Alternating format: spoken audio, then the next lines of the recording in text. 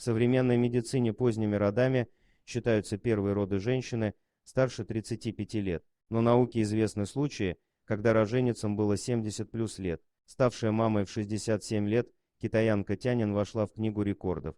Она получила звание самой пожилой женщины в мире, забеременевшей естественным путем. Однако самой знаменитой старейшей роженицей стала жительница Индии Пак Джо-Д и Вью Лохан, которая родила в 70 лет благодаря ЭКО. В 12 лет Пак Джо Лохан выдали замуж. Супруги на протяжении 58 лет предпринимали попытки зачать ребенка. Они прошли обследование у врачей, которые пришли к выводу, что основная проблема в здоровье Раджа. Она совсем отчаялась и позволила мужу взять себе вторую жену, но вскоре выяснилось, что и та не может родить. Когда супруги узнали об ЭКО, у семьи Лохан появилась надежда. Они одолжили крупную сумму денег у родственников и заложили часть имущества, чтобы оплатить дорогостоящую процедуру. В 2008 году врачи использовали донорскую яйцеклетку, которую хотели подсадить более молодой второй жене, но у нее оказалось неподходящее состояние организма. А вот Раджа для вынашивания оказалась достаточно здоровой.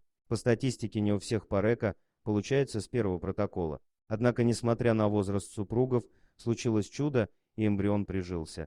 Беременность протекала нормально, но на 7-м месяце у Раджи началось кровотечение, и она едва не потеряла ребенка. Новорожденную девочку удалось спасти и выходить, несмотря на маленький вес, всего 1700 килограмм. Малышку назвали Навин. До 2 лет Раджа кормила ее грудью. К родителям часто приезжали журналисты, чтобы выяснить, как они живут. Когда девочка только родилась, счастливая мать рассказывала, что если ее не станет, воспитанием дочери займется вторая жена. Однако Раджа и ее супруг мечтают дожить до совершеннолетия дочери и увидеть ее невестой. «Я крепкая, работаю в поле по 12 часов в день. Доктора говорят, что у меня здоровье, как у 40-летней. Надеюсь прожить еще хотя бы 15 лет. В этом возрасте дочку можно будет выдать замуж. Есть еще и Омня, вторая жена, она моложе меня», — говорит Раджа в одном из интервью. В СМИ часто публикуются репортажи о семье Лохан. Навин растет доброй и заботливой дочерью,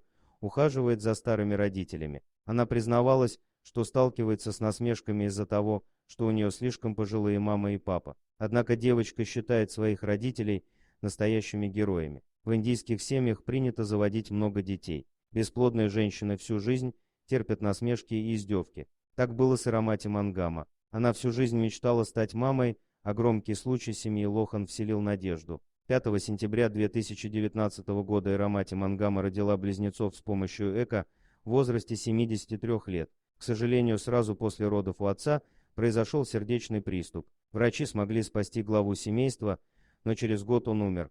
Ирамати Мангама воспитывает девочек одна и уже нашла для них приемную семью в случае своей кончины. Дорогие друзья, если вам понравилось видео, поставьте лайк, а также подписывайтесь на канал, где найдете еще много интересного.